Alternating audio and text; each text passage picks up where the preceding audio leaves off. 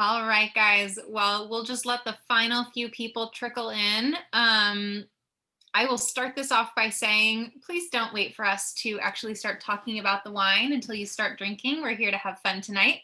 Those are my normal rules, but I know we've got a bunch of new people who are Rebecca's regulars. So thank you guys so much for coming to this other virtual tasting. I know I'm leading rather than Rebecca, but Rebecca's going to take over at the end and finish with your usual non-wine related trivia.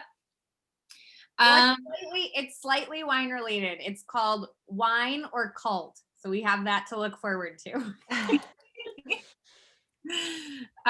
Well, my name is Geena Bouche. I am one half of WINECULT. My other partner is my handsome husband, Aaron Lober. He is on here as well. Tonight is Women in Wine. It is Women's History Month. We have been celebrating all month. And I'm just so excited that you all are here to drink two fantastic women's wines and learn a little bit more about Rebecca, who is also a woman in wine. She is the owner of Buvette LA and Vintage LA, two fantastic wine bars located in LA. Kristie Tacey is the winemaker of Tessier, and we're going to be drinking her 2019 Femme Fatale Rosé. And then we are going to finish with Nicole Walsh's 2018 Graciano. We'll get into those details momentarily. I wanted to introduce myself. And because I am also a woman in wine, I am happily your host for this evening. I am not the focus. I'm very excited in learning about these other fantastic women. But to give you context, I've been working with wine for literally half of my life. Next month. I started working with wine when I was 15 and I turned 30 next month. So I can almost say I've been working with wine for more than half of my life. So I'm very excited about that. I started managing wine tasting rooms in the Santa Barbara wine industry when I was 22, right after I graduated college. And my husband and I started WINECULT almost 4 years ago when I was 26. And for those of you who don't know who WINECULT is, we are a boutique wine club and concierge service that brings wine directly to your door. And we focus on small, sustainably minded wine brands and unique varieties that I'm just so excited to continually grow. We constantly find new people. And actually how we came to decide on the wines tonight is I have been friends of friends with Rebecca for a long time. And then she introduced me to Kristie, who introduced me to Nicole. So we're going to be tasting their fantastic wine momentarily. I started this Women in Wine virtual tasting in November. It is turning into a quarterly event. And I just think it's so important to talk about women in wine. It's a small but rapidly growing demographic. That's not a problem over in the old world. Women have been running wineries for hundreds and hundreds of years, but for some reason we didn't quite figure that out as quickly here in the new world or in California. So many, many, many more women are becoming winemakers and it should be celebrated. So we're doing that tonight. So I'm going to start off by chatting with Kristie.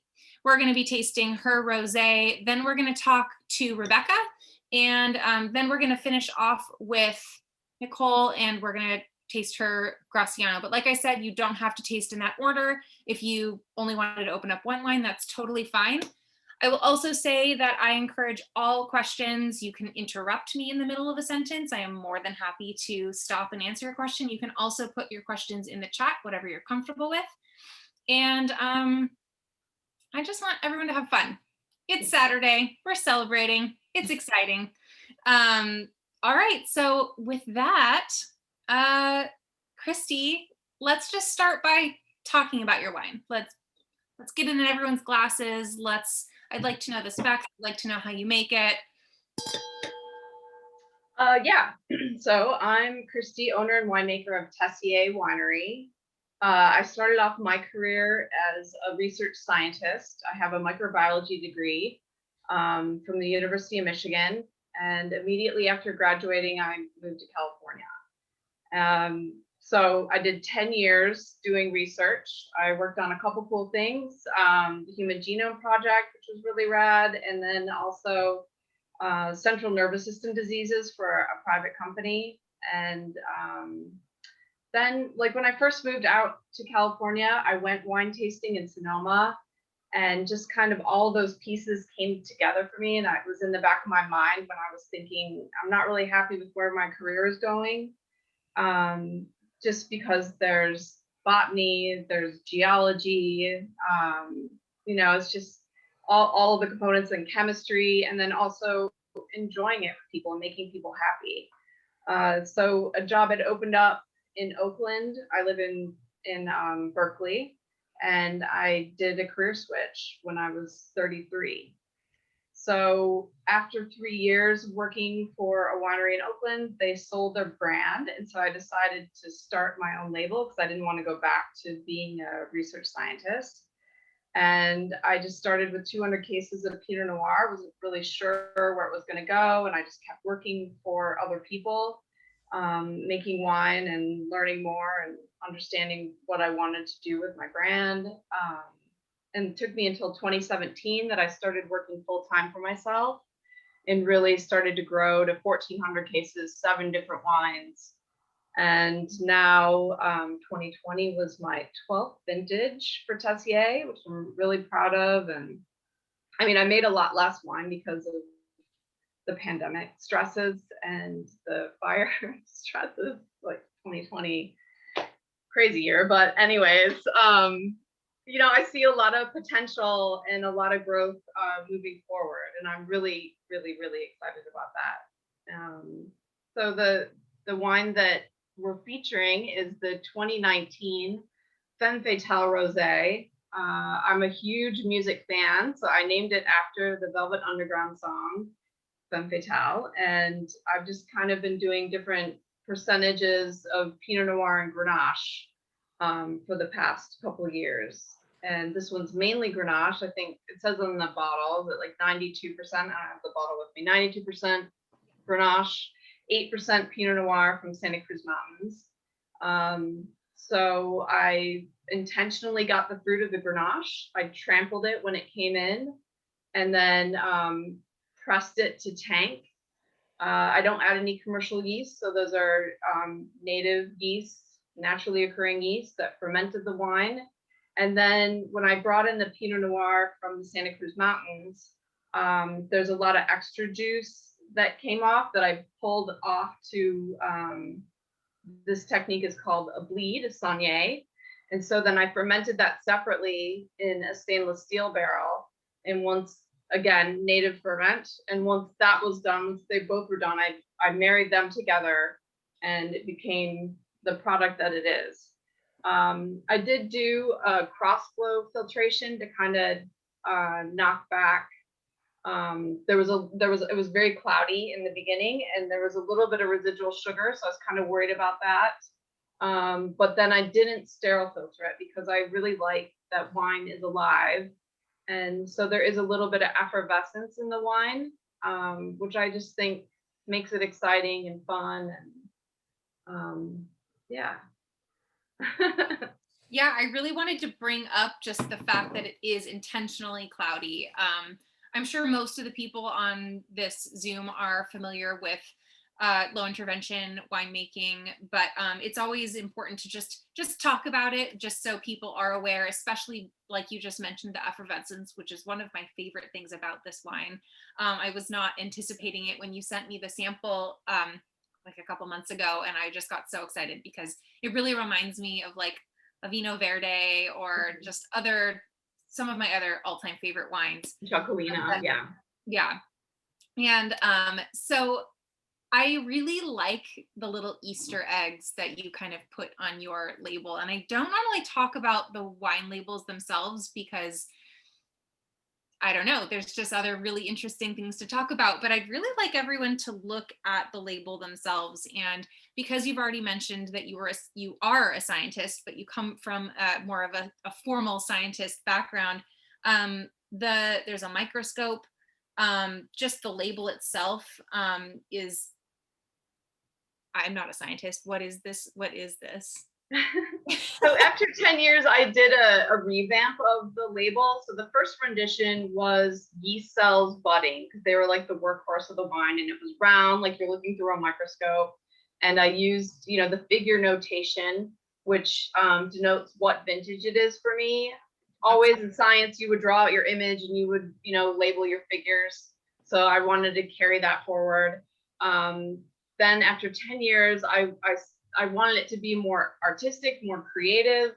So I was looking at the science photo library of all these cool images under scanning electron microscopes. And I stumbled upon this one, and it's sage oil. So it's the underside of the leaf, just like about to secrete oil. And it just looks so cool and like spacey and relaxing. And so you don't need to know, it just like looks cool. But if you wanted to like further nerd out, I'm always there for you. Yeah. Well, Natalie said lava lamp, and I thought it was something more sciencey, but you're right. It is very kind of like spacey and lava lampy, and it makes me want to put my bell bottoms on. Yeah. And I love that.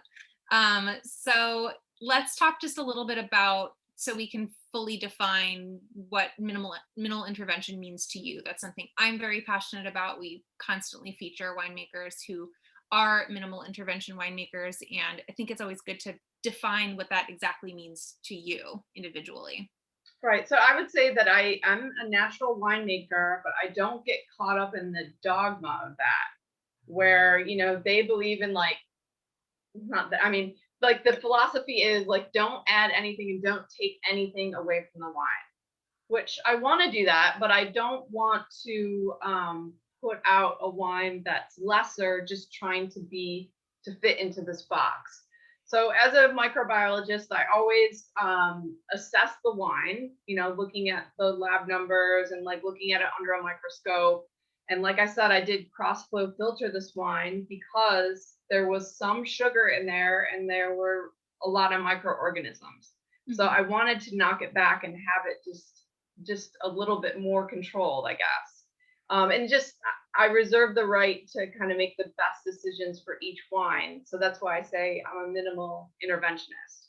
But I always use native ferments, and then I do not do any fining. So that makes the wine vegan. That's where that can come into play. So you can add milk or egg whites to soften the flavor. And then a lot of people use isinglass, which is derived from fish bladder, to pull up proteins and make the wine more clear. And I don't do that. So I just then like aligned with the vegan wine and, paid the money to get the label on there as like a shelf talker, just so people know, because it's a concern for people. But yeah, it's just, I've tasted some natural wines that are very flawed, that then take away the whole sense of place, which that's what I'm about. So I'm going to do the least amount that I can, but I want to put out the best wine that I can, if that makes sense. Absolutely. I think for me anyways, and anyone is welcome to shout out and say, what they specifically love about wine, but the sense of place is what always kind of brings me into truly loving a specific wine. I hate the question, what's your favorite wine? Because that changes daily, but finding a wine that really speaks to where it's from then often speaks to me, because it takes you to places. It's my form of traveling, especially right now when we're not doing much traveling. So I really appreciate that about your wine. Yeah, I feel like Nicole is the same philosophy as well, right? Like we're both in the natural wine sphere, but just want to make the best quality. Yeah, I want it to be really enjoyable, and and show the varietal character is what I'm really interested in, and I really love when it can show beautiful fruit and minerality and all these things that make a really enjoyable wine. And I think when you have high VA and other flaws, I think it does. It's overpowering as using new oak or just, you know, making other additions. So, yeah. Right. Like I think about Brettanomyces. Like I'm always checking for that one because that one can really dominate and take away the fruit. And then you're not even getting the sense of place. Yep. Yeah, I agree. Well, I have 3 questions, and this is how I format these tastings. I ask all of my lovely ladies the same 3 questions, and I think it's a really interesting way to kind of gauge how we're feeling. And I will repeat these. You don't have to memorize these. I'll repeat these every time. But so what does it mean to be a woman in wine? And what have you experienced from your wine community that differentiates your experience from anyone else? I'll ask my other 2 questions after. What does it mean to be a woman in wine? I mean, I feel like you have to work kind of harder, like be more confident. But I also like, I'm hoping that people will like the wines and it won't be such a big deal to be, you know, a woman in wine. Just the takeaway is like good quality wines. I really like those wines, you know? Yeah, I don't know. I mean, it's a struggle. It's a male dominated world, but they're in wine, but you know, with all the stuff with the Master Somm breaking all of that open, like I'm really happy about that. All the Me Too stuff, like, you know, speak up and deal with this frustration that we have with dudes. And not all dudes are bad, but it is you can be put into a box that you just gotta like break out of and be direct and be strong and confident. I think that's a good way that's my approach, at least. Yeah, kind of like a retraining of like, just because things were what they once were doesn't mean that we have to abide by those same rules or stigmas anymore. And that's awesome. So that actually literally leads directly into my next question, which I think you've kind of already answered, but what are your feelings on being labeled a female winemaker versus a winemaker? These are new questions compared to my last Women in Wine, because I've gotten a lot of heated discussion about this one, which I love. I mean, it seems like a hot topic now, but my takeaway is that people want to support women-owned businesses, which we need the support. So that's awesome. Like, I'm always willing to talk about that. You know, you have like so many choices, but it's good to know where your money goes, you know. And I appreciate that. And like through the pandemic, like so many of my friends really came out and like, you know, we want to support you and you know, how can we do it? And stuff like this too. Like I love collaborating. I love telling other people about other female winemakers that I really respect and like working with. So I feel like it's supportive and collaborative and positive. Awesome. Well, my last question is very easy. Where else can we find your wines, and how can we follow you if we want more of your wine? Yeah, so you can check me out, tessierwinery.com. I have a wine club called the Research Club, and we're just launching the spring release is coming in April, and I made really small production Pet Nat. So if you're in the club, is the only way to get that right now. So that's really exciting. I'm on Instagram and Facebook and Twitter. It's Tessier Winery, but that's all on my website too. And a bunch of stores in LA on my website. If you look at Stockist, you can see where to find me. And yeah, always send me an email. I'm answering all of them. So if you have any questions or want to know anything, like hit me up. Wonderful. Well, now is a great opportunity. If anyone has any questions for Kristie, we can definitely go back. Aaron, you have a question? Oh yeah, definitely. I've been sitting on this for like 20 minutes, it feels like. Okay. Kristie, I mean, I know everybody's experience is theirs. Like your experience is yours. I'm super curious if you feel like coming from this background of being a biologist has changed your wine path or changed your experience of like getting into the wine industry relative to maybe, you know, some of the experiences of your contemporaries who you've had a view into. I'm fascinated by the perspective that might create on being a winemaker. Yeah, that's a really good question. I feel like the positives of me being a scientist, I'm very detail oriented. So I document everything that I do during the process of harvest, because it only happens once a year. So you only have this shot to do your, experiment and get better at it. So that's helpful. I also have lots of Excel spreadsheets to kind of look at all the analysis and like I said, get lab tests to kind of figure out like how do I want to make the best wine. The thing I think that did hold me back was not being in the restaurant industry, like just not knowing the people and not knowing how to talk about like sales. I had to learn all of that on the go. And I would say my personality is more introverted, although I mean I've been with a lot of scientists and they are way introverted and I am not that. But that's been a transition too, because it's kind of easy to make the wine, but it's harder to sell the wine, and you really have to get out there and just kind of make it fun for you too. That's why I do a lot of the music and the music pairings with wine. Like I really love music. I'm always listening to it. Just like another way to engage with people and show the personality of the wine. But then also when I started off, I was really trying to control the wine and make this perfect wine. And then traveling to France and kind of feeling more comfortable and confident working with the vineyards year after year, I started to do less and relax into it. And it wasn't until 2015 that I did all native ferments, because I was really afraid of like letting go of control.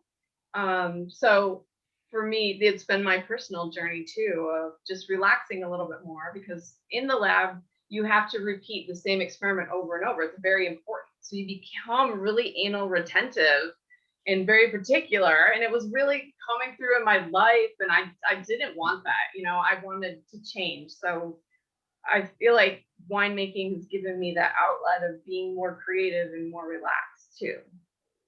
So, yeah.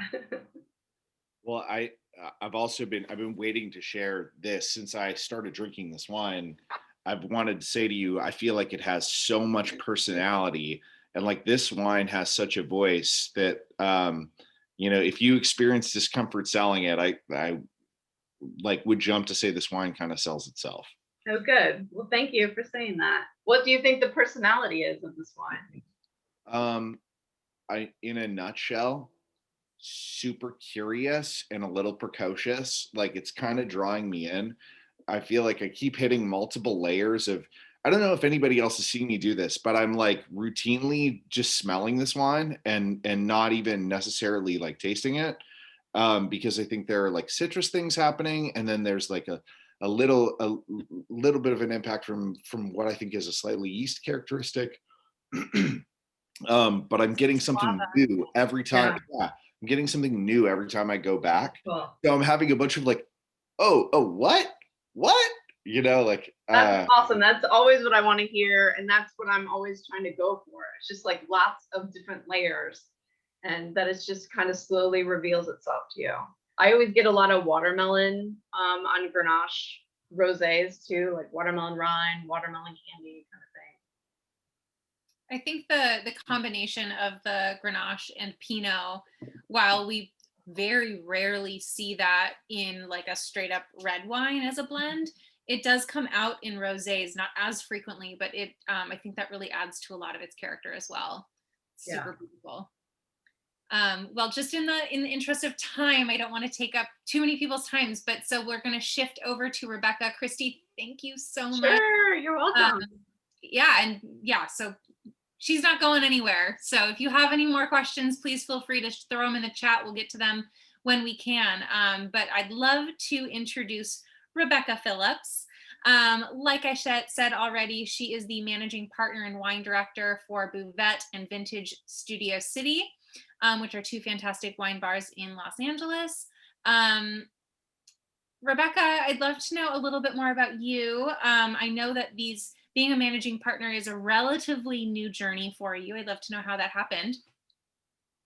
Yeah, so I have been working in the restaurant industry for 20 years. And consistently too, I was thinking about it the other day. I was like, wow, it really has 20 years. And it's been like 20 consecutive years. There was like a 4-month period where I took a customer service representative job at a pest control company. It did not last long. I do not do well in a cubicle. But other than that, I mean, I've been serving, I've done pretty much every position you could do in a restaurant, from dishwashing to serving to barista. And eventually I started managing restaurants, and I used that to sort of pivot into wine and wine studies. And I was working at Little Dom's here in Los Feliz. That was the first wine list that I started ordering for and doing inventory. And I had a mentor there who let me do the specials and stuff like that. And that is where I got my my certification, which is through the Court of Master Sommeliers. And then from there, I bounced around at a few different places. I was an AGM for a while. Then I started a general management position. And then I got really burnt out because the restaurant industry is hard. It's crazy hours, and you work nights, and then you never can quite catch up sleep during the day, and then you do it all over again, and you work all holidays and you work all weekends. And so I got a little burnt out, and I was like, I just want to sum. I just want to clock in. I want to clock out. That's it. And that is when I met my partners now, Joe and PJ, who were running some sports bars in Los Angeles. They've got a whole bunch of restaurants, and they were looking to start a wine concept. We had a mutual friend who introduced us. And so I was like, cool, I'm just going to work at this little wine bar. I'm just going to pour wine, easy peasy, clock in, clock out. And then, of course, pretty soon I was like, well, who's doing your Instagram? Why don't I take over the Instagram? Well, who's running this list? Well, let me introduce you to these reps and these people. And then before I knew it, I was general managing again. And when we opened our second concept, Vintage, is when I approached them and said, okay, cool, I'm doing all this work. I don't mind doing it. I do love what I do, but I just think there reaches a point where those sacrifices are only worth it if you're investing in yourself. And I think that, especially with this theme of women, you know, it's important for us, and I think can be difficult, at least for myself, to sort of advocate and to sort of stand up and say, hey, you know what, like I bust my ass, I deserve a seat at the table. And so luckily I was, you know, working with people who heard me. And so now I am part owner of these wine bars. And so it's awesome. That's fantastic. So tell us just a little bit about maybe the difference between the two wine bars. What types of wine do you like to feature at both, or is there more of a crossover? Well, the interesting thing, Geena, is that due to the pandemic and due to the city of Los Angeles, we actually have not had both of them open at one time. So we are about to reopen Vintage.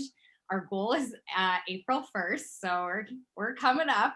And so that is something I've actually had to ask myself, like, okay, I know how I run a wine list. And I learned that from a mentor of mine when I worked for Claudio Blata, who owns Bar Bricks and Alacqua, if you guys are familiar with those places here on the East Side. And he taught me to just rotate your list. I taste with all my vendors. I figure out what I like. If we have a spot for it, boom, it goes on the list. And when we're done with it, we're done with it. So, because otherwise it gets boring. And I do certainly have some wines that I carry for a long time that I know, like everybody's crazy about this Carmenere blend right now. I swear to God, we're going to get it back. They're actually out of it. I was like, it's not my fault this time. They're actually out of it. But so I do have to keep some staples, you know, or maybe we'll try a new Pinot Noir for a while and then we'll bring an old favorite back. So I like to rotate my list a lot. I have about 50 wines by the glass. So now that we are going to reopen Vintage and have that open at the same time as Buvette, I'm sort of like, okay, do I run the lists the same way and they're just two separate things? Do we sort of keep the favorites across the board?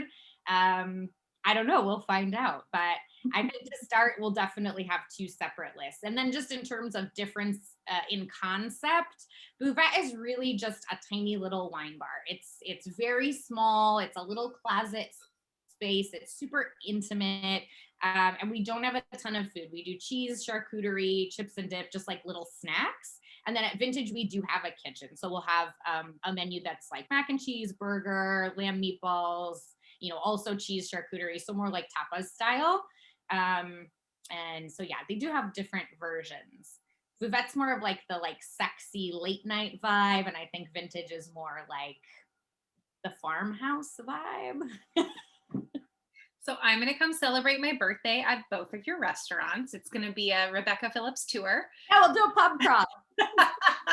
Are they close to each other in LA? Yeah, they are. So they're both in the Valley. Vintage is in Studio City, so right on Ventura and Laurel Canyon. And then Buvette is in Sherman Oaks. So I don't know, maybe 5 miles down Ventura Boulevard. Awesome. I do not live in LA. My sister does. I am extremely intimidated by LA traffic.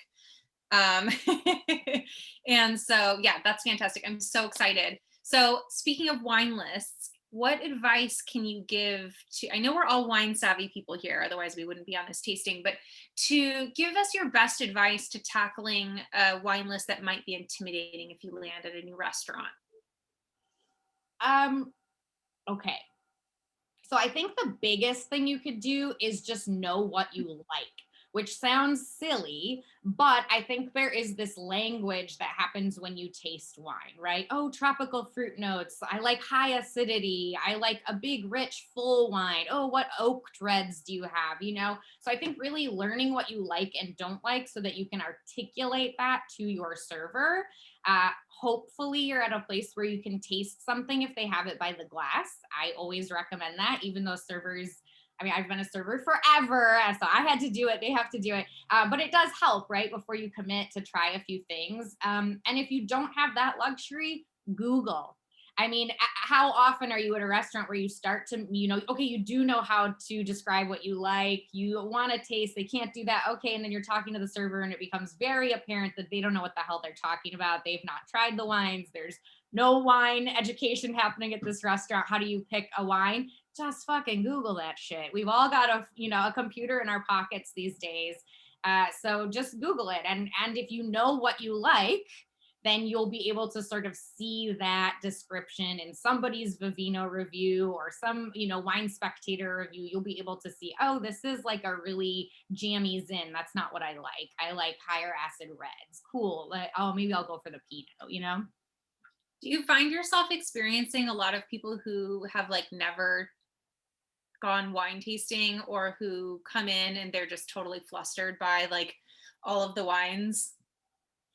Sometimes, and I actually kind of like it when that happens because I think it creates a more interesting conversation than if you just sit down and you know what you like. If you're like, cool, I'll just have that. I'm like, all right. But if you're like, I don't know what the hell half these grapes are, I'm like, awesome. What do you usually like? Do you like it when it's earth driven or do you like it when it's fruit driven? And then we can start to have a conversation and then I can pour you tastes. And then you get to choose what you like. That to me that's where the fun is, when people get to discover what's exciting and find something on the list that, especially if it's, a Graciano or something that people maybe have never tried before. Yeah. Well, I love that you're so approachable. And I know this because I follow you on Instagram and also know you, but if anyone doesn't follow Rebecca on Instagram, her Instagram handle is Let's Taco About This. And she does these awesome wine pairings where she pairs wine with different fast food, which I think is such a cool and exciting fresh take on like the snobbery that can exist in the wine industry. And that's definitely something that Erin and I like to do. We don't pair with fast food, but we really like to kind of like Geena, yet. Very true. We do have a McDonald's like a couple blocks away from us that I've never been to. So maybe Burgundy Egg McMuffin. You're welcome. I saw that one and I need to try that. So I really love that you kind of make it accessible for everyone. Like you can go and grab a lesser expensive bottle or go out and seek a fantastic bottle from a local wine shop, and just go and pair your wine with tacos. What made you start doing that? I love it. So, through this huge, long experience in the restaurant industry, of course, I moved to Los Angeles to act like everybody else. So when I did, sort of establish my credentials and I was working in wine and I was excited about it. And I was like, I want to start a YouTube show. And I was like, what's out there? Like, what are people already doing? And then I thought, oh, for sure somebody's already doing this, right? It seems so obvious. And they weren't really. So I was like, okay, this is great. And it's so authentically me because I am a Midwestern girl. I like Kraft macaroni and cheese. Like my favorite meal while we were just in Hawaii was the chicken fingers at the pool. Like I like, that's what I grew up on. It's comfort food, right? And I think all of us wine professionals like to say like, I'm trying to make wine accessible. I'm trying to make wine accessible. But the fact is we live in California where we have access to all this amazing produce and goat cheese that's made next door from you and all of these like artisanal foods, which are amazing and wonderful. And I do also appreciate them. But when you go to the middle of America, that's not what they're eating. They're not eating foie gras. And so I just thought, oh, this is a way to actually make wine accessible and to really highlight what pairs with what. Okay, why does acid go really well with fried chicken? Because of the fat. Okay, well, why does a red Burgundy pair really well with almost anything? Okay, like so you can kind of like hit these points, and then it's just fun, right? Aren't we all here to just have fun and spread joy at the end of the day? So that's where it came from. Love it. Absolutely. Well, you mentioned Hawaii, and I'm so excited. You just got married, literally just a couple days ago. So yay, congratulations. I know. Does anybody get married on a Monday? You do if you work in a restaurant. Yes, that is your weekend. You got to take it where you can get it. What were your celebration wines? Was there anything special? Well, to be honest, I mostly drank Mai Tais. But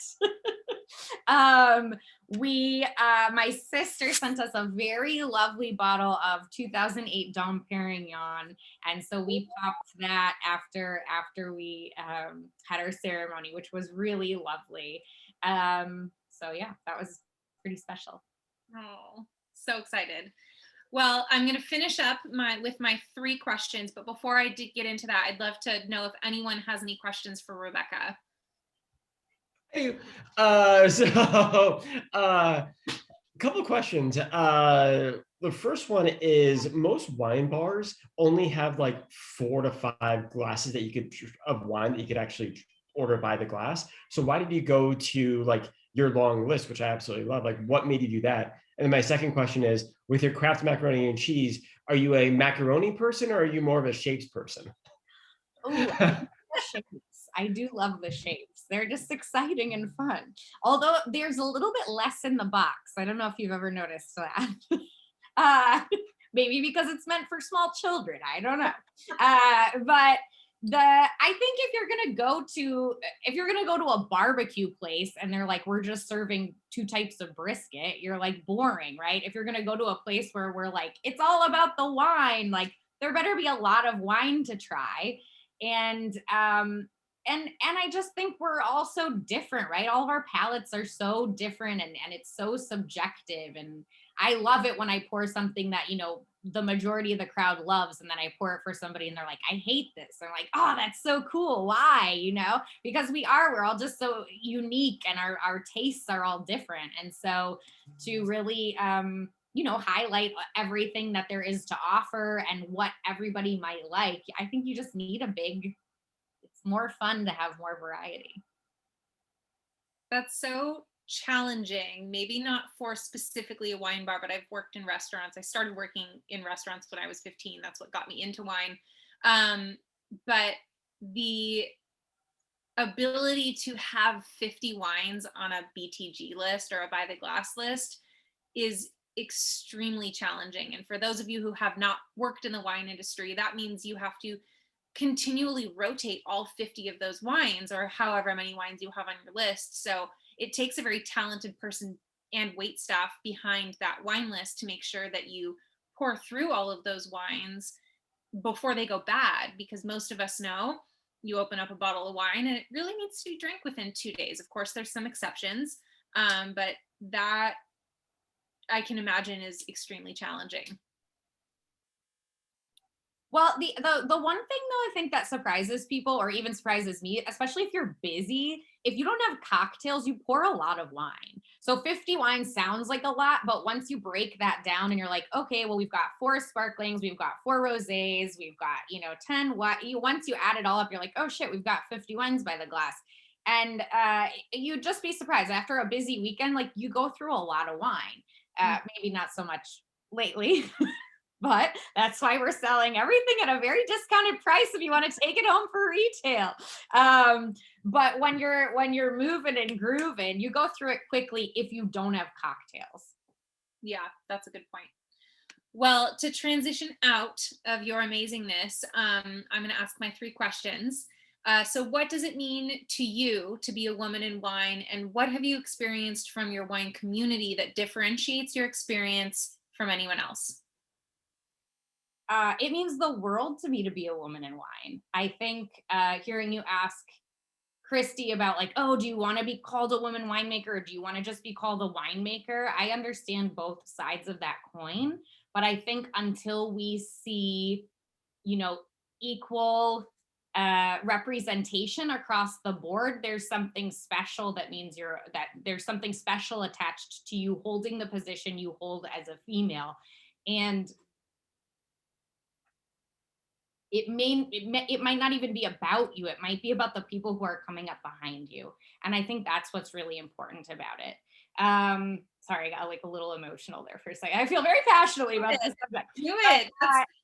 Someone cried in the last one, so it's okay. That's what we're here for. I think I do. I feel really passionately about it because I think it's really important. And I think we're living in a moment that we're just really shining a lot of light in dark places. And I think it's really important. I think sometimes in wine, we think we're special. We're like, oh God, there's no female winemakers. Oh God, I've sat in all these meetings and all the guys are the GMs and they're the beverage directors and it's all men are the owners and this and that. Well, like our industry is not special. Look at, other industries, look at finance, look at tech, look at all these other industries. When you get to leadership, when you get to CEOs, when you get to that top rung, women are just not represented. And honestly, I'm surprised with the hashtag Me Too movement that it took wine so long to get there. I'm very excited about what's happening right now. For those of you who don't know, the Court of Master Sommeliers is a huge governing body in our industry that does all those fancy tests for all those fancy somms, and it was run by a bunch of old white men. And when women are not sitting at the table where the decisions get made, this is what we're left with. And it went through a huge reckoning in the last few months. They have changed their board of directors to a female that I so far I'm very excited about her leadership. The board is all new members, and I just think sometimes things have to burn in order for there to be new growth. So I'm really excited about the direction that we're heading, but I just think I think right now is a special time to be a woman in the industry, because I think we're building something really special for the people who are going to come up behind us. Absolutely. I mean, so I don't know if it's worth diving too deep into like what caused that, but I just think it's been this kind of huge culmination of women across, all industries really screaming out, we deserve a seat at the table. And finally that's happened. Yeah. And not just a seat, right? I want to see more women like at the head of the table. That's what I want to see. And I just think there's enough pie to go around, right? Like if women start getting leadership positions, it doesn't mean men can't lead. It doesn't mean, other people can't lead. I just think when we have more diversity where the people are making the decisions, we end up with such a richer tapestry. And don't you want to go to a wine bar where there's 50 wines by the glass, where if you've got one person who only knows, these 4 wines and they're making those decisions? That's boring. That's old school. We don't want that anymore. We want everything to be represented. And I just think that is what's important. I love that. I'm so happy you said that. And thank you for showing your emotion behind that. I said someone cried in the last one, and that was me. So I'm all about that because it's so exciting. And it's so exciting two, I'm not going to count the amount of bubbles, but on my thing, there's 2 pages of, there we go. There's like, I can't do that math. It's too fast. There's so many people on this supporting this tiny little company that myself and my husband started, and Rebecca's company that she's heading up, and Kristie and Nicole. And it's just, it feels so good. It's so exciting. So thank you. Finally, how can we follow you? I guess give us your restaurant hours, like, or do you spend more time at one than the other? Like, how can we stalk you and be super creepy? Yeah. I mean, I'm super accessible. You can always hit me up on Instagram. Let's talk about wine. You can email me. It's all on the socials, but we've got Buvette LA, which is open every night. Vintage will be open every night of the week. So come into those places. And then if you are a woman in the industry, or you know a woman in the industry, the hospitality, the wine, all these industries, I've actually just started a networking group that I'm really excited about. We just named it on Tuesday. It's going to be called Bricks and Brawn, Advancing Women in Hospitality. So look for that stuff coming out as well. Can we say, put your email in the chat if you're interested in joining that, and I will make sure all of that information gets pushed to Rebecca? Yeah, absolutely. Awesome. So if you're interested in joining that group, Rebecca leads that. I have attended one of them and it's amazing. So if you're interested, throw your email in the chat or direct message her, or however you want to do that. I actually have to give Kristie a little shout out here, because this is like something that I wanted to start forever. And it had been this like idea that kept tapping me on the shoulder. And Kristie and Ruby came in. Ruby's one of my wine reps for Alluvial, who represents Kristie's wines. And she was like, I've got this wine. Like, do you want to like meet this winemaker? I was like, sure. And so they came in, and then we all were like chatting about it. And Ruby's like, yeah, we just need, like, there's no community, like female community in Los Angeles. And I was like, I've been wanting to do this. And it really was like the little push that I needed to start it. So thank you, Kristie, for that. We're happy to help. Yeah, there was like a little magic happening. It's so rewarding. So yeah, you got to do it. I was going to say something that I can't remember the name of the company right now. And I'll think of it, of course, probably after this. I had to do, I didn't have to, but it was a LA company. This woman started, this was a few years ago. And it basically, the whole premise was as a networking space for women, getting people to come that maybe had an idea, but didn't know how to advance that idea. I was on a panel, and I just basically, there were 4 of us, each women, different, not just wine, it was all different industries, and just talking about what it was like to be a woman in business and starting your own business, really to give inspiration to these other women. And then we just got into like, circles and started talking to people about things, hearing people's ideas, just networking, that whole system. And it was so great. And I thought, I want to do this. I got to start this, in my own community. I haven't. I've got way too much on my plate. But those are the kinds of things that are just, it's really, really cool that, people are doing these type of networking, events to just get together, support each other, come up with ideas. Maybe, you never know who you meet. And anyway, it's right. Anyway, good job. I'll start it, Nicole. You join it. Okay. Well, I'm pleased to say that's actually exactly kind of how this specific grouping of women tonight that I'm featuring came to be. Like I mentioned, I have known Rebecca for a number of years, and I don't know if anyone saw that, but a couple of my good friends and club members, Ryan and Melanie Sullivan, said earlier in the chat, she said, true story, we went to Rebecca's wine bar, who they're now club members with Rebecca too. We went to Rebecca's wine bar because we saw they had Soul Miner, which is a tasting room I used to, which is how I met them, on the wine list, which we joined because Geena was the tasting room manager. And so, not to toot my own horn, but that's exactly how I got connected with Rebecca. And then we maintained kind of like, we had like 1 degree of separation being Ryan and Melanie. And then she started her women networking And then I got all excited, and then she introduced me to Kristie, who introduced me to Nicole, who we're going to be tasting her wine now. So that's literally exactly how kind of all of this has transformed. And of course, now we're here all tasting fantastic wine tonight.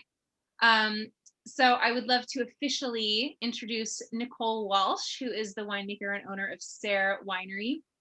If you don't yet have your Graciano in your glass, you should get it there because it's amazing. This is her 2018 Graciano. And I will start by saying, like I said, we're almost coming up on our 4th year of owning this wine club. And this is the second Graciano, single variety Graciano that I've ever featured. Not just because I'm super picky, but because it's hard to find a good one. It's out there. So Nicole, can you just, Aaron's coming in. He's like, I want some of that. Ser means in Spanish, expressing identity or origin, which we've already talked about. Can you tell us a little bit about yourself and how you got started with wine? Sure.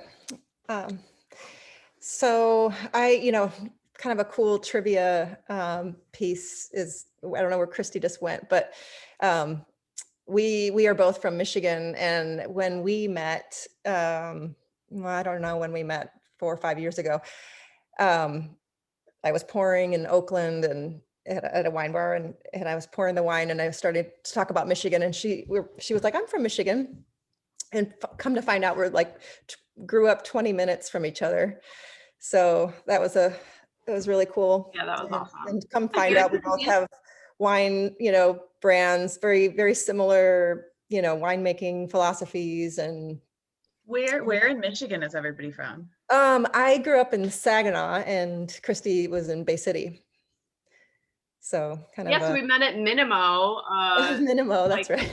A small wine shop in Oakland. I saw that it was a female winemaker, and I was like, I'm gonna go just like see what's up. And then I like loved your wines, and then we started talking. And I'm like, you're from Michigan? That's crazy. And then yeah, 20 minutes away from each other, and then we just became besties ever since.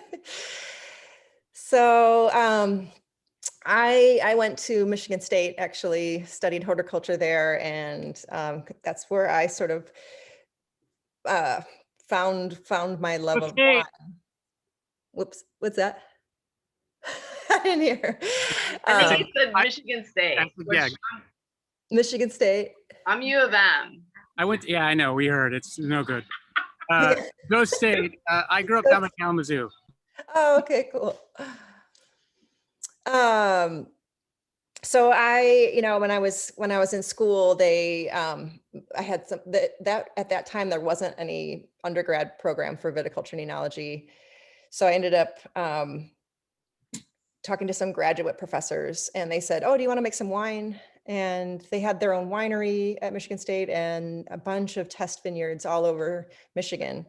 So I spent, my spring breaks pruning. I just basically worked with all these graduate professors, and making that first 5 gallons of Seyval Blanc was sort of my inspiration moment of, I just loved it. I loved that it combined, the viticulture, the plant side, but then the fermentation science, I just really loved. And then I think the biggest piece for me was coming home at Christmas time and sharing that with my family, and being like, I made this, and they loved it, and or whether or not they really loved it, they seemed to.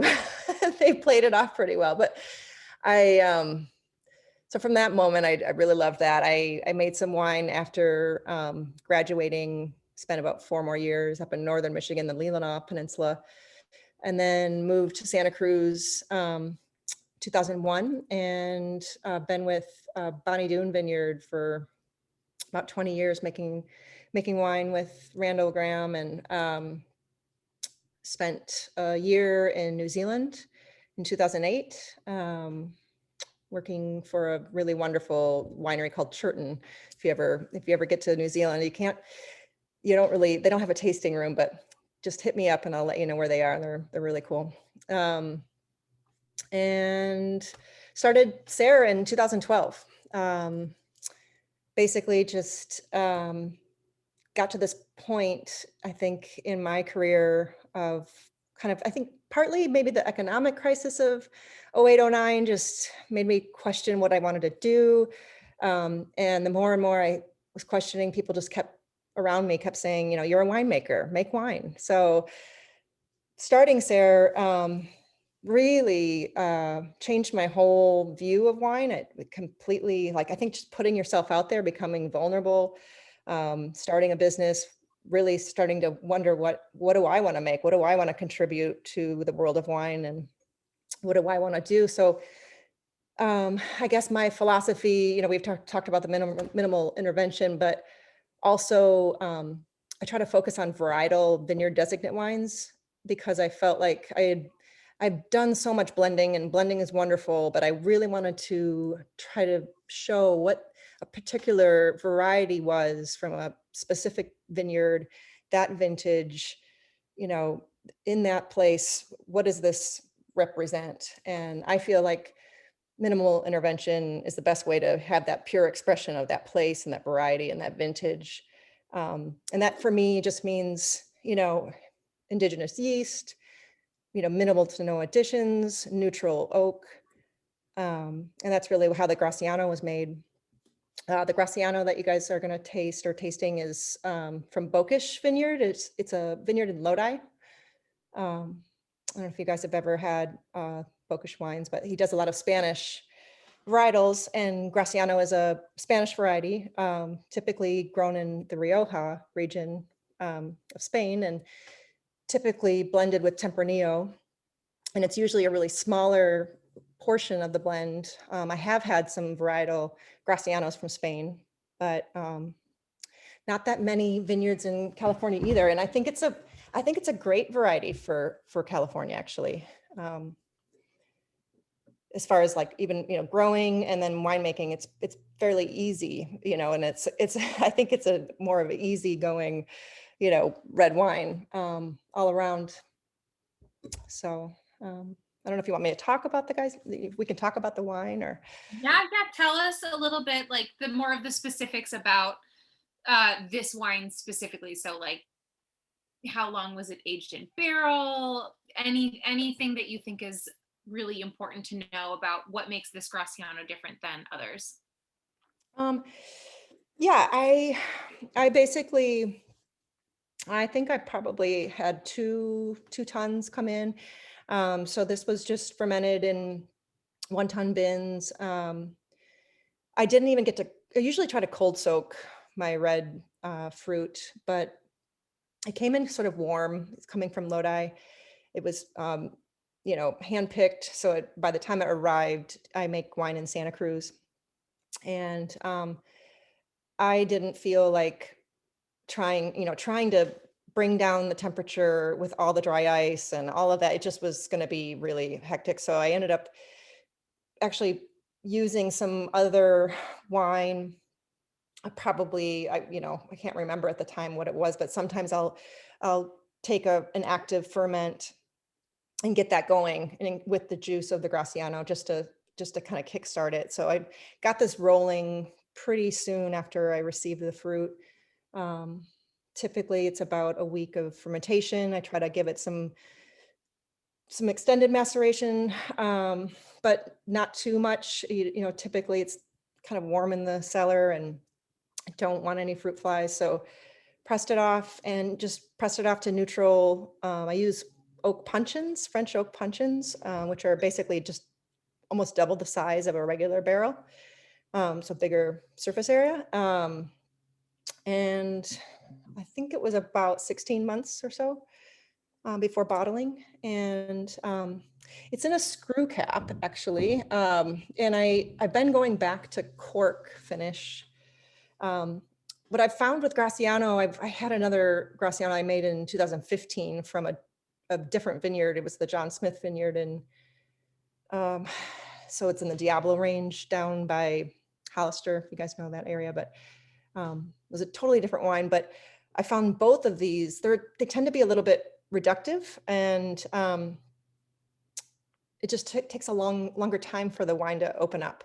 Right now, I think it's in a great place. I just opened this before our Zoom, and I think it's opened up really nice. And So it's, you know, once it does get there, I think it's great. But I've noticed even with the other Graciano I've made, it took maybe 2 years in bottle before I released it. I thought, what is wrong with this wine? You know, and it was just in a reductive phase. It just wouldn't be very expressive. But as you see, I don't know, there's like really nice floral notes with the Graciano, some nice perfume. You get this dried flower. I always say like kind of dried violets. There's, it can be kind of a rustic grape variety, I think. But I think with all of the wines I make, I have more of a delicate touch, I guess. And so I think it's really pretty. You know, I think it's still showing some really nice fruit, but there's some spice, pretty smooth tannins. Goes really well, pairs really well with, I think, anything tomato based. If you guys try it with food. Any questions? That's one of the things I really, yeah, no, I really love, you said that it's really opened up since you opened up this bottle. And I have also experienced that. I mean, when I first opened it, it literally felt like a tiny little cartoon chocolate bar came up and kicked me in my face. And it was so much chocolate. And I don't get that note a ton. I guess I'm just not as like sensitive to what that like tastes or smells like. I don't have a huge sweet tooth. I like, all I want to do is eat like caramelized onions. But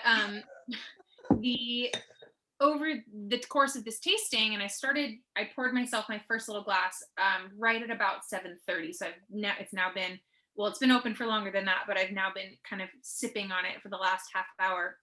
And exactly like you said, such beautiful floral notes. And it's really kind of in that like hour that it's been opened, it's just so beautiful. And it's not kicking me in the face anymore, but it has so much oomph to it in such a great way. And that's one of the things that I really love about Graciano. And one of the reasons why I don't bring in that many, because I think like it really needs to be special. Of course, I feel that way about all the wines that I feature in my club and pour for my friends in our house, but it's Graciano specifically, I think is more unique in California. But like you said, it's not a very finicky grape. You can kind of grow it similar to like Mourvedre. It's very easy, kind of like Syrah. But so you also work with, other than this amazing Graciano, you work with Riesling, Vermentino, Pinot Noir, and another interesting variety called Cabernet Pfeffer. Are there other varieties that you're going to bring in, or are you sticking with these specific ones? Are there any other exciting projects that you're going to be releasing in the next couple of years? Yeah, no, actually, I work with a lot of different grape varieties. I don't think I'm going to ever stick to a certain amount or select few. That's, I think, what I get so excited about is working with new varieties, new vineyards. You know, in the past, they come and go so fast too. And I'm like, oh, I want to, you know, I had some Nebbiolo in the past. I love Nebbiolo and it's hard to find. I really want to work with that again, find another vineyard. But I guess even what's in the cellar right now, I have a Sagrantino that's really, I'm pretty excited about, which again, to say, you know, part of my excitement about it is, for one thing, it was this vineyard, it's the Soleto vineyard, same area as I was talking about before, where you go down Highway 25 south of Hollister, near Piscinus or Tres Pinos, if you know that area, really tiny little towns. But that vineyard, there's a lot of different varieties. And I went to go taste last fall and trying to see, he had a lot of different things to choose from. Almost everything was being just trashed from the heat waves. And I thought, oh, I don't, you know, nothing's going to work here. The pHs were super high. There was not flavor development. Everything was just being stunted by the heat waves. And then I came to the Sagrantino and it was like, oh my God, it had still just beautiful natural acidity. The flavors were coming on. It still hadn't spiked in sugar. It wasn't getting raisinated. I mean, it was not dehydrated. It was just beautiful. So I ended up going with that fruit. It's pretty tannic, which I didn't realize is how tannic it was going to be. So I'm still trying to work that out. I don't know how long it's going to be in barrel, but it's just another exciting grape to try and see what's going to happen with it. But really full bodied, but still wonderful fruit. Let's see. I actually worked with some Cabernet Sauvignon, which I haven't really done in the past, from Los Altos Vineyard. And I work with orange muscat, and I've tried a new vineyard last fall, which is in Paso. I make a dry version. And this particular vintage is really, really awesome. I also make a vermouth that I haven't released, so that's pretty exciting. Actually, you might know. Your company or Bonnie Doon? What's that? Is that through Sarah or through Bonnie Yeah, Doon? it's through Sarah. Yeah. I love that's so exciting. You said you don't know when you're releasing that? Yeah, that's just been on the back burner because of, it's just a long story, getting glass and figuring out the label. Do you guys know Lou Amdor? He out of Lou's wine shop in LA. He is, I basically collaborated with him. He wanted to make the vermouth with me, and he supplied the botanicals, and I did the wine and fortified it. And then he just would fly up to Santa Cruz and we would blend together. And so yeah, it's still sitting in some stainless barrels, and it's awesome. I love it. And I can't wait to release that. I am a huge vermouth fan, so send some my way and I will definitely bring that into our shop. We just Awesome. I want to try it too. I know, you gotta try it. We're all on board. We'll do another tasting surrounding just the vermouth. We'll make some wine cocktails. Awesome, yeah. Awesome. Well, I want to check in with the group. Does anyone have any questions for Nicole? We have probably about 15 more minutes to go. I have my 3 questions for her, but I want to make sure that anyone, if you have any questions, now is not your only opportunity, but it is an opportunity.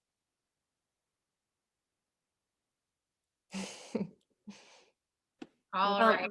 We have done several of these tastings with you, Geena, and this is the most that we have drank during a tasting. And I don't know if there's like a, Mercury or whatever is going on at retrograde or something, but this was delicious. That's a problem. Equinox. That's Oh, so yeah, that's what it is, right? Yeah. Yeah. This was, I just keep I drink this and I'm seeing colors. I think of the color pink and purple for some reason. I swear to God, I'm not joking. That's why the label is purple. Yeah. Because I have the same, what's that? There's a term when you see words in color. Yeah. Synesthesia, I think. I think so, something. Sounds like. Yeah. Yeah, right. Where, I'll see days of the week or months in a certain, I see them in a color. I don't know if anybody else has that. In Graciano, I had, it's like when I said violets and things like that, but it tastes and smells like purple. It's for a lack of some better description. That's literally what I said. I said it tasted like purple. Yeah, isn't that that's why the label. I'm so glad to hear that's a tasting note. I always feel like throwing out colors is not quite accurate. There's no wrong words. There's no wrong. You know this, Kim. You've been part of most of my tastings. Wine is so subjective. If something tastes like a wine corker or a corkscrew, that's great.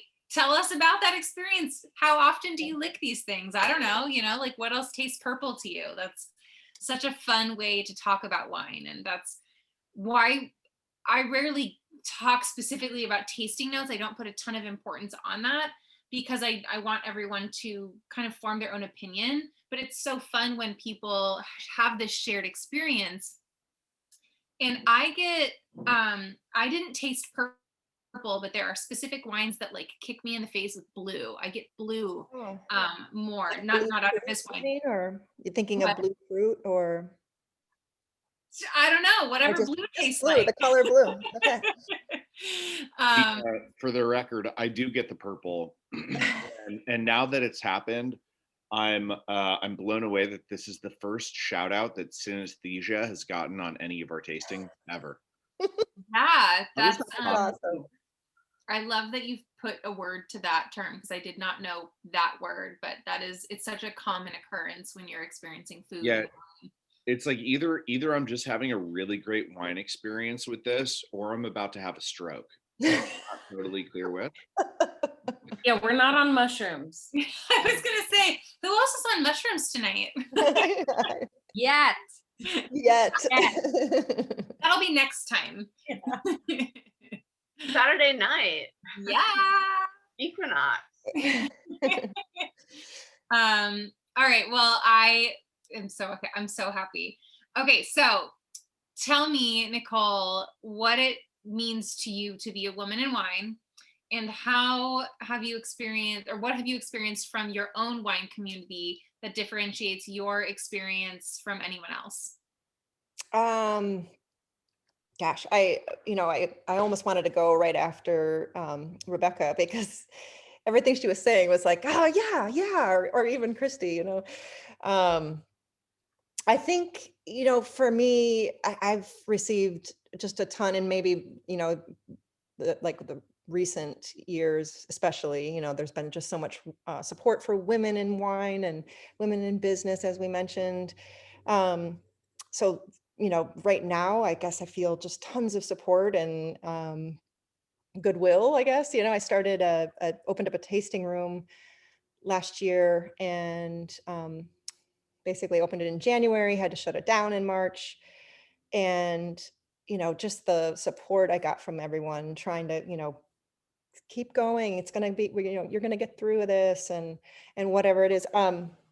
So I guess I'm just embracing that, I guess even getting to your next question about being labeled a female winemaker, I'm super happy to be labeled a female winemaker, because I feel like pretty much I can't think of one female winemaker I haven't really liked their wines. I feel like it's a great, label to have, because I think if, we're all showing the world some really great wine. And so I'm happy to be a woman in wine. But I guess from my experience in my wine community, I mean, I guess I'm relating it more to, the people that I know. I can count, probably 10 different women that I network with, and have known along the years in the wine industry. So even though I know that the statistics are that, there's not that many women, if you create your own little network, at least I have in my career, and I feel like it's very strong in women, and we've all supported each other, and it just never even really was a thing of like, oh, we're women, we need to, do this. It was just like, okay, well, we're doing our work and we're collaborating, or we're, whatever, just trying to do our best. So yeah, I've for sure experienced that.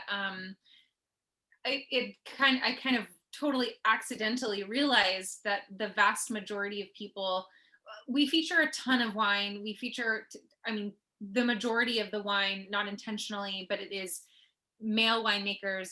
I'm now specifically focusing on a lot of female winemakers as well, but still just based on the numbers, there is vastly more male winemakers than there are female winemakers, which of course is why we're doing this series, because we like to feature the amazing women.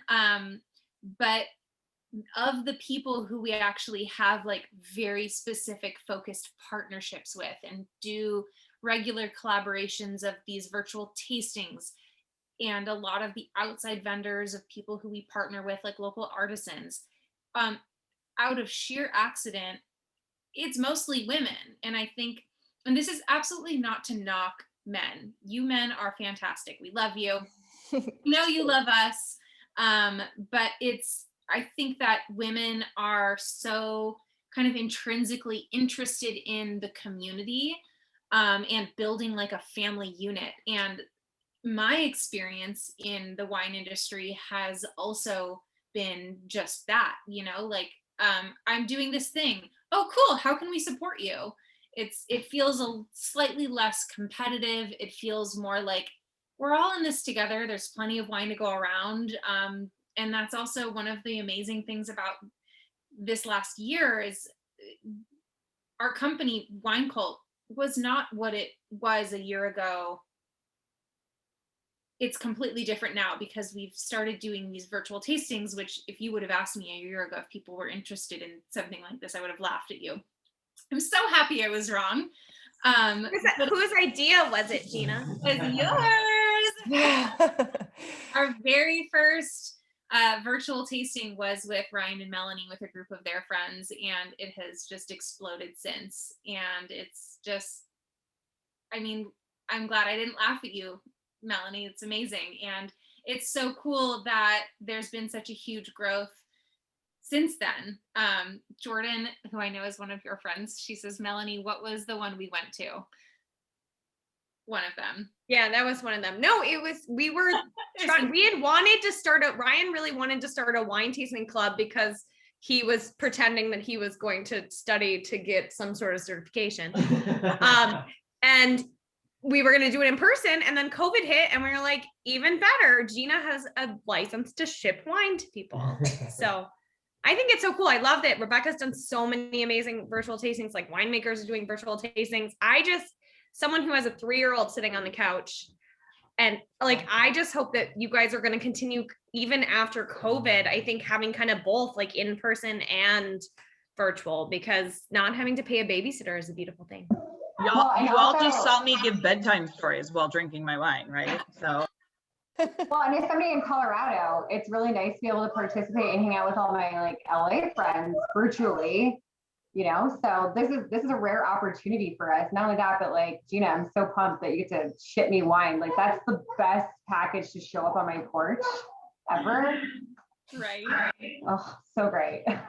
It makes me really happy. And that's definitely one of the things out of these virtual tastings that's just like blown my mind. Like, I have so many East Coast customers now that I never, of course, we're an online based company, so we could have always shipped anywhere, but we hosted all of our events locally. We have a really cool little backyard that we like to do small little wine events for our club members.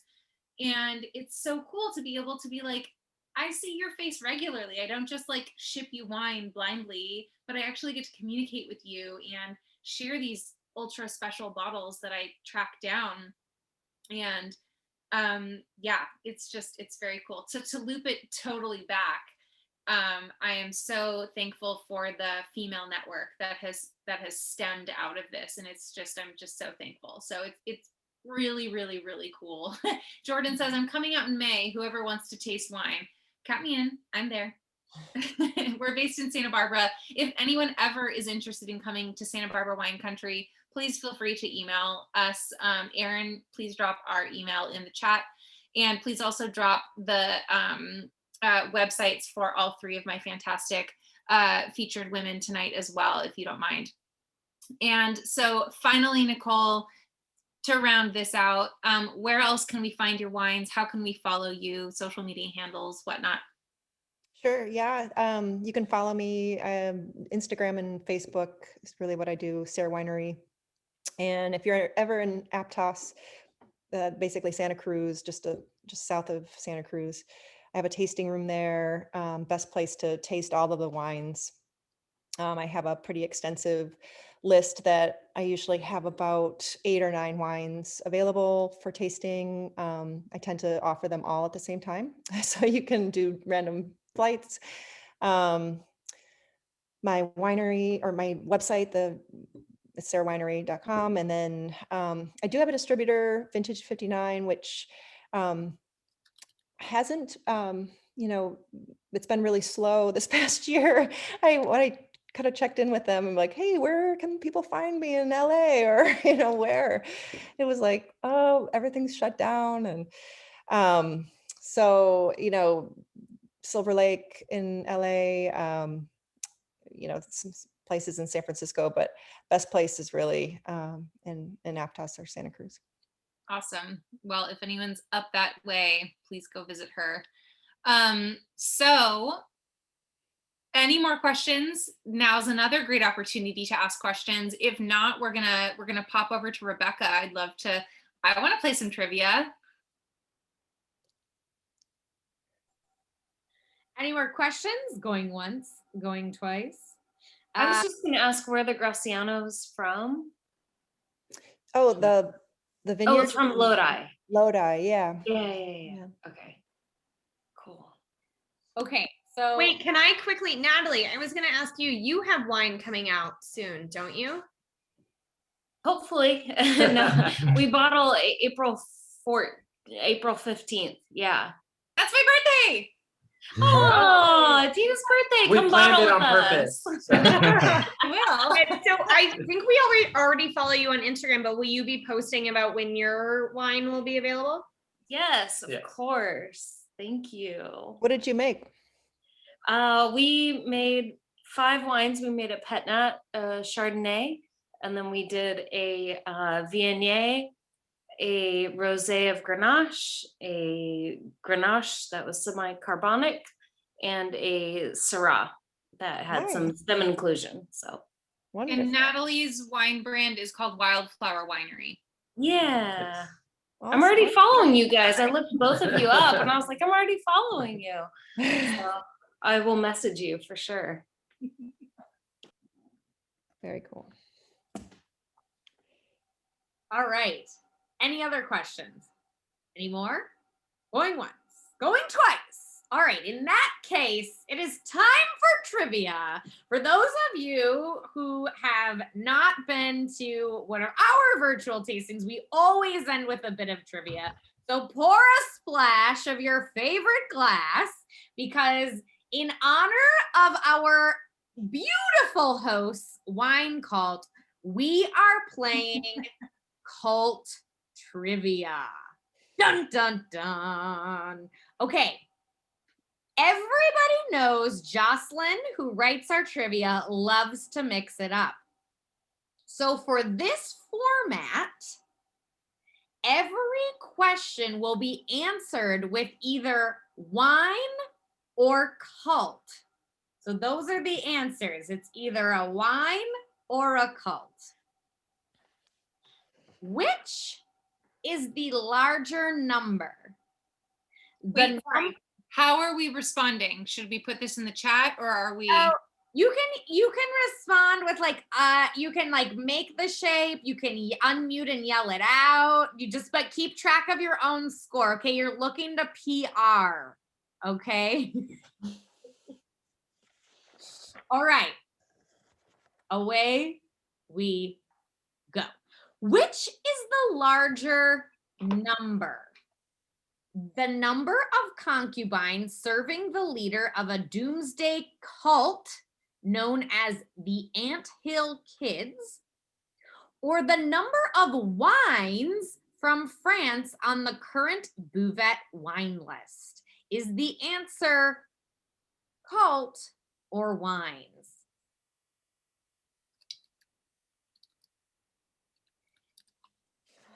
Emily, you fail. The answer is the wines from France on the Buvette wine list. God, that's really embarrassing. Except I would venture to guess you're not following the Anthill Kids. I mean, maybe I am, maybe I'm not. I don't. Keep it interesting. There are 9 concubines in the Anthill Kids, but currently there are 11 French wines on the Buvette wine list. All right. Who used enemas to commune with the dead? Mayan wine aficionados, or a cult called Satan's Disciplines? Who used enemas to commune with the dead? Mayan wine aficionados, or a cult called Satan's Disciplines? Coming in hot. I feel like the audience is 50-50. The answer is wine, my friends. According to historical records, Mayans gave themselves wine enemas while visiting ritual caves that were viewed as portals to the dead. This made them super drunk and helped them communicate with the spirits. You do you, babe. All right.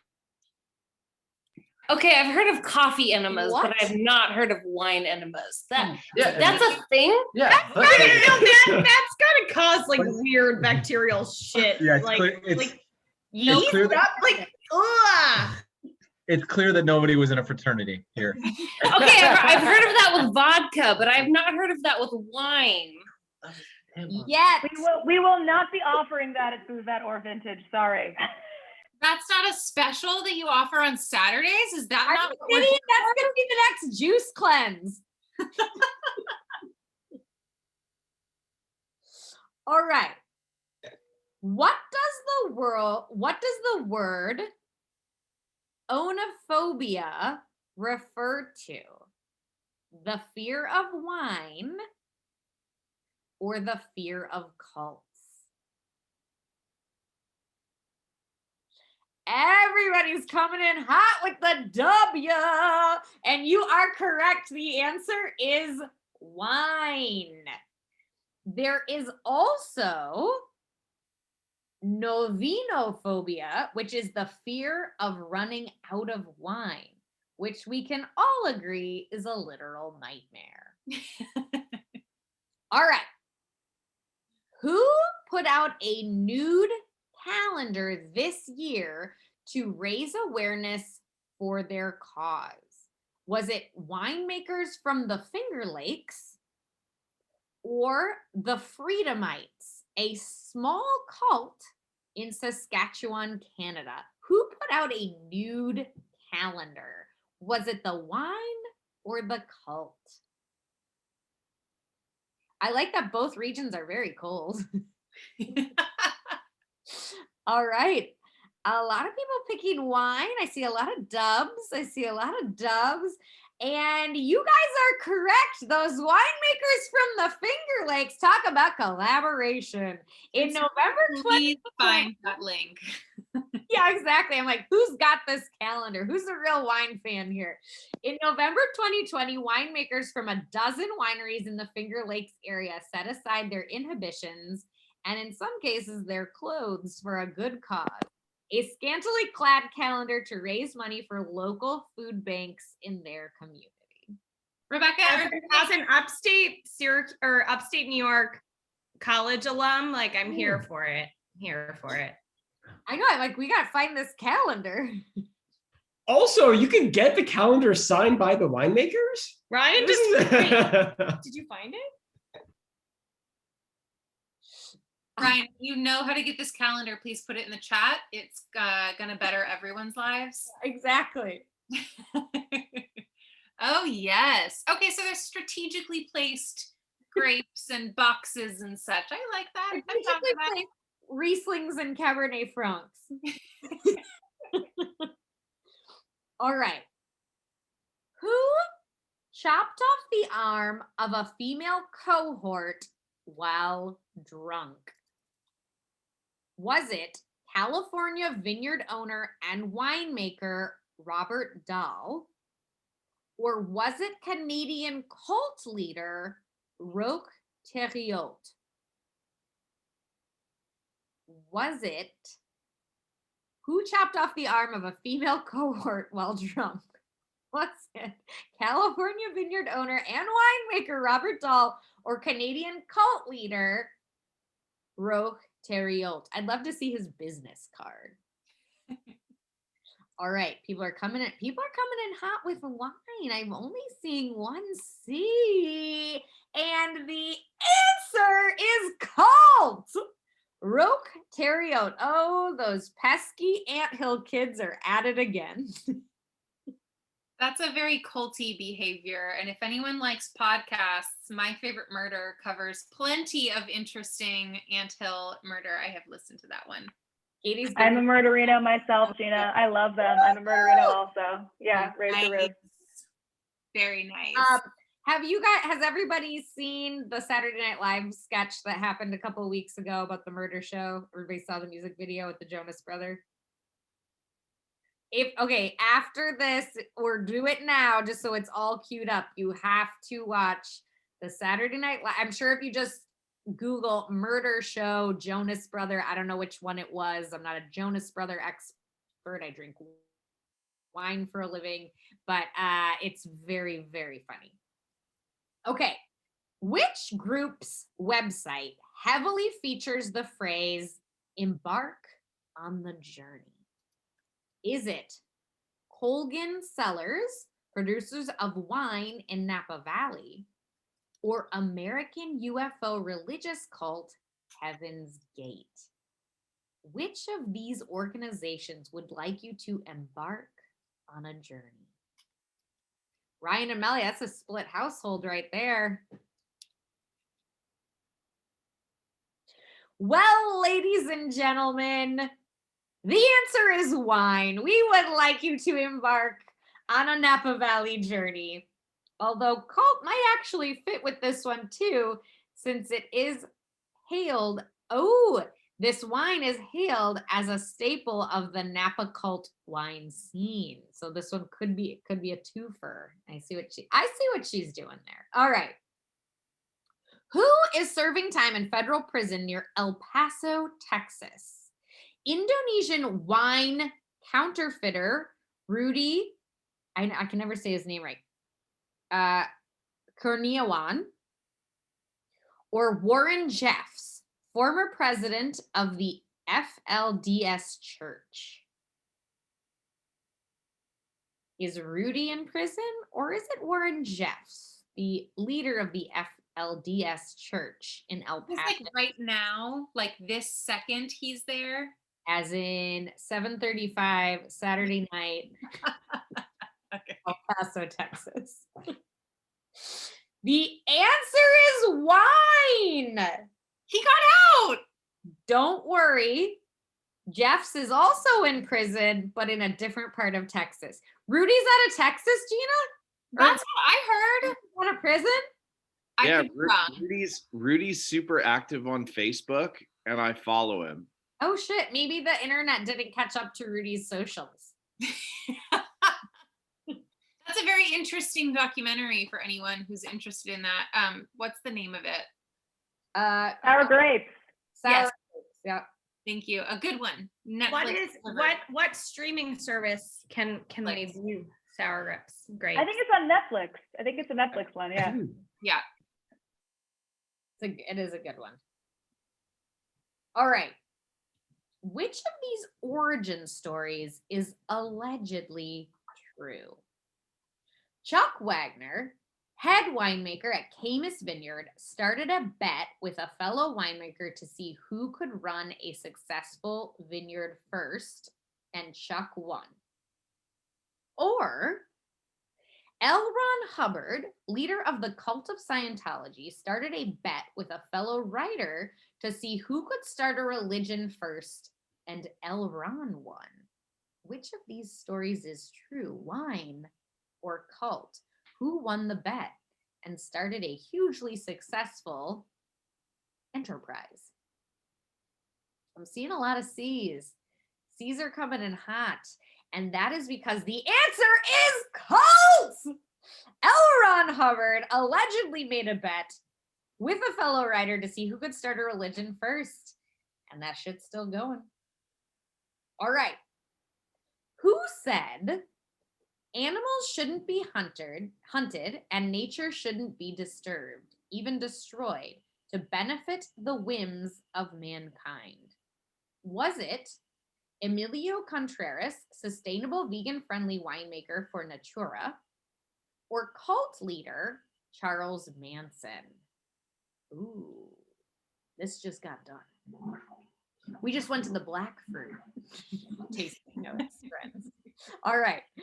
Animals shouldn't be hunted and nature shouldn't be disturbed, even destroyed, to benefit the whims of mankind. Ryan and Melanie split household again. Kim's household, I'm seeing a W and then just holding the wine. I think that might mean winemaker. And I like it. The answer is, in fact, everybody's favorite cult leader, Charles Manson. had a lot of apparent concern for nature, just not humankind.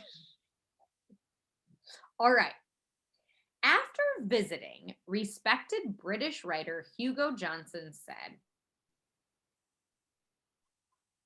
if one had to single out one commune to head the list, there would be no argument. It would be Pauillac, a wine growing municipally in Bordeaux, or Jamestown, a remote settlement in Guyana established by cult leader Jim Jones. I'll read the quote again. If one had to single out one commune to head the list, there would be no argument. It would be Pauillac or Jamestown.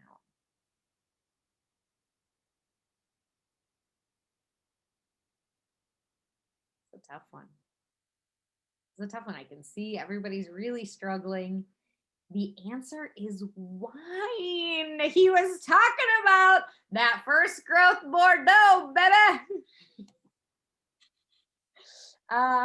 So yeah, it turns out Jamestown, not that great. All right. Question. This is the last question, you guys, okay? So we're trusting you to keep track of your own answers. This is where you can turn it around and you can come in the lead. Okay. Products called Dream Police, Nothing Corporate, and Post Disco were wines sold by Tank Garage Winery in Napa Valley, or homemade candles made by the Rajneesh cult, inspired by Indian mystic Bhagwan Sri Rajneesh, sold by their infamous Oregon commune. I will read the names again. Are they names of wines from the Tank Garage Winery in Napa, or are they candles made by the Shwa Shwa Shwa Shwa Shwa Shwa cult in Oregon? What were the names again? Okay, here are the names. Dream Police, Nothing Corporate, and Post Disco.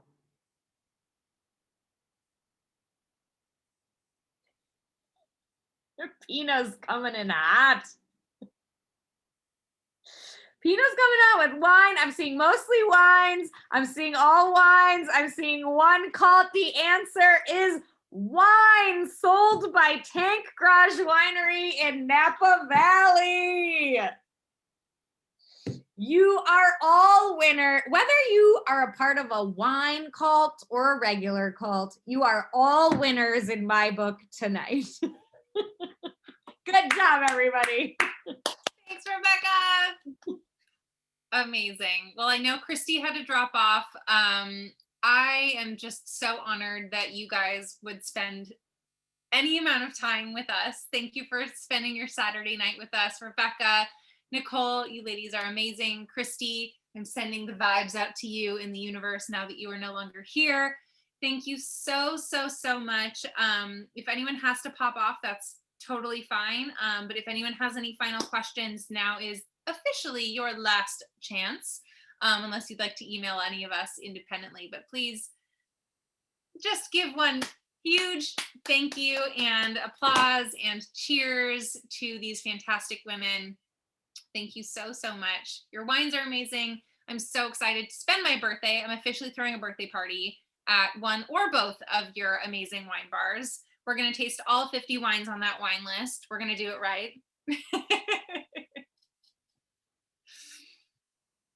And thank you, Geena. Thank you. I mean, thank you for coming together and hosting and everything. Seriously, you fucking rock.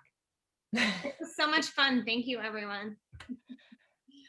All right, guys, have a beautiful Saturday. Thank you so much, everyone. We hope to see all of you again virtually or in person very soon. Thank you.